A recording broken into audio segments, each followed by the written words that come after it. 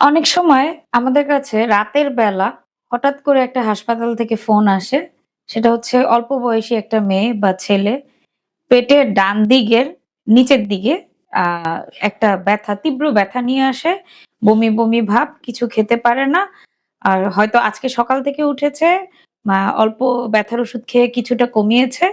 তারপরে হচ্ছে কোনোভাবেই ব্যথাটা কমছে না। এরপরে ডাক্তারের কাছে নিয়ে এসেছি।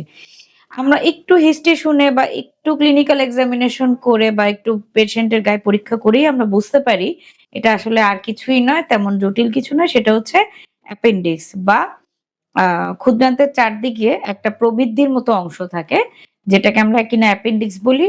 গ্রামগঞ্জে এখন আ এই শব্দটা খুবই পরিচিত। এই অ্যাপেন্ডিক্সের তীব্র প্রদাহর কারণে তীব্র ব্যথা হয়, বমি, বমি ভাব হয়। পেটের নাভির দিক থেকে সাধারণত ব্যথাটা শুরু হয়।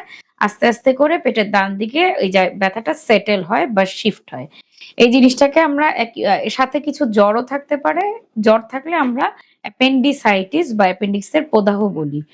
তো অ্যাপেন্ডিক্স এর চিকিৎসা করতে আসলে আমাদের অনেকে বলে যে মেডিসিনের কোনো চিকিৎসা আছে কিনা? খুব আমাদের খারাপভাবেই বলতে হয় যে অ্যাপেন্ডিক্সে আসলে তেমন কোনো মেডিসিনের চিকিৎসা নেই।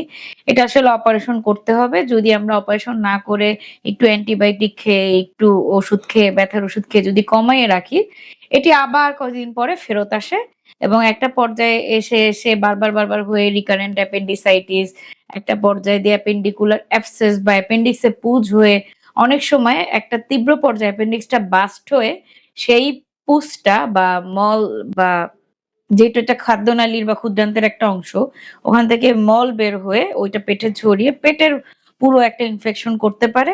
সো অ্যাপেন্ডিক্স এর চিকিৎসা আসলে ভয়ের কিছু নেই। আগে এটা ডান দিকে একটু বাঁকা করে কেটে অপারেশন করা হতো। এখন মাত্র ৩ টা ছিদ্রর মাধ্যমে এই রোগী অপারেশন করা যায়। সকালে অপারেশন করলে আমরা রাতে ছেড়ে দেই, অথবা রাতে অপারেশন করলে পরের দিন সকালবেলা ছেড়ে দেই।